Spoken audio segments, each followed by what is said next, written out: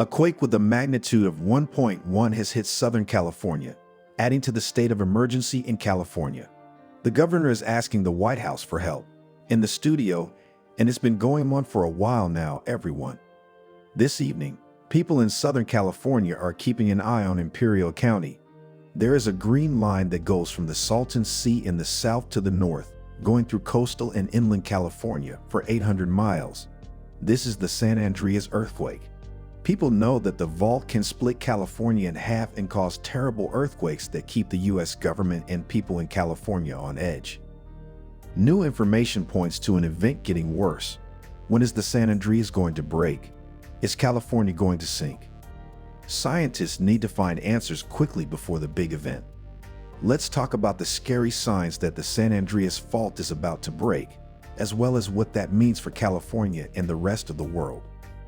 For people in California, the San Andreas fault makes them think of huge earthquakes.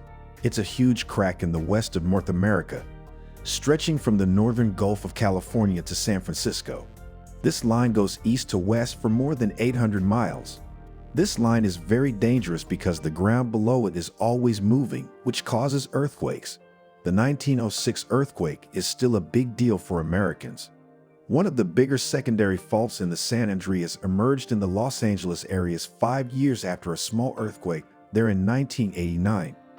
Even though the towns were badly damaged, the earthquake line did not go through them. There are towns on the fault line that could be hit by earthquakes. Take a look at how the San Andreas Crack is going to make the biggest wave ever. It's possible for damage to happen in Bodega Bay, Warman, San Bernardino, Point Reyes Station, Frazier Park, Daly City, Desert Hot Springs, and Wrightwood. When Thomas Jordan, director of the Southern California Earthquake Center, warned that the San Andreas fault was in a terrible state, everyone in California was scared.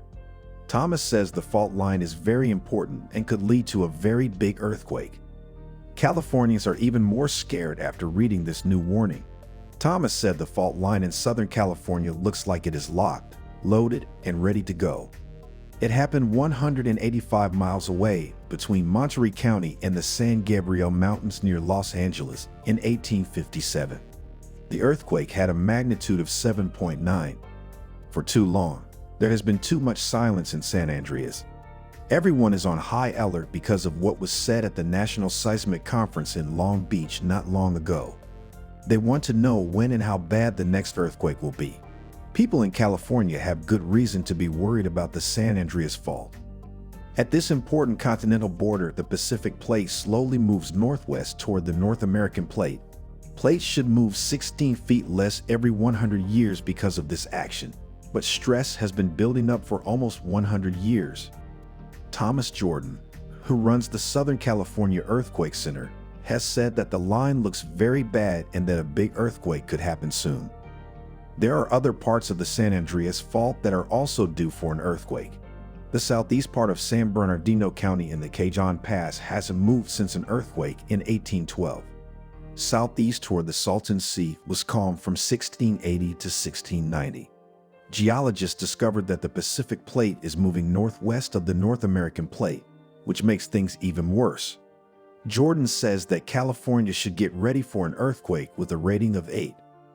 As a result of the earthquake, Los Angeles made sure that homes and other buildings made of concrete were safe. San Bernardino County and other places need to do the same thing to get ready for earthquakes.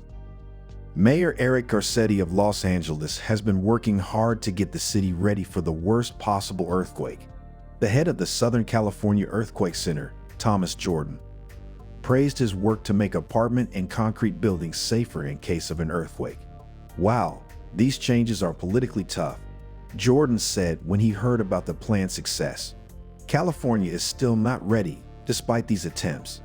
As the San Andreas fault breaks, the state is facing one of its worst natural disasters. The USGS says that a 7.8 magnitude earthquake on the southern San Andreas fault could hurt 50,000 people, cause $200 billion in damage, and cause long-term problems. People in the Coachella Valley, the Inland Empire, and the Antelope Valley could feel this huge earthquake for about 2 minutes. There may be a lot of shaking in the San Gabriel Valley and East Los Angeles, where soils have caught shaking waves. The sewer system could be down for 6 months, which would kill 1,500 people. This is a very important time to get ready for the worst. Another important thing is to make Los Angeles' dangerous water and phone lines stronger. California needs to move quickly to stop a big tragedy before it does more damage and kills more people. The 1857 Fort Tejon quake shows that the San Andreas Fault has the power to do a lot of damage. The 7.9 magnitude earthquake began in Monterey County and moved south, past Fort Tejon, to the Cayon Pass in San Bernardino County. This is how it got its name. During the 1 to 3 minute tremor in Stockton, the ground shook and trees were uprooted. The San Andreas Fault is 30 miles from downtown Los Angeles. Even though it goes through the city is still close to the San Andreas quake system, so this distance doesn't make it safe. It is expected that a big earthquake will really shake the city. Thomas Jordan and his team made a fault quake with a magnitude of 7.8 to show how bad things were from the Salton Sea to the San Gabriel Mountains. The game shows how Los Angeles can be affected by earthquake waves. From northern San Diego County to Barstow, the earth is shown to be shaking in another video. In 2010, the Southern California Earthquake Center used a supercomputer to model an earthquake on the San Andreas Fault with a magnitude of 8.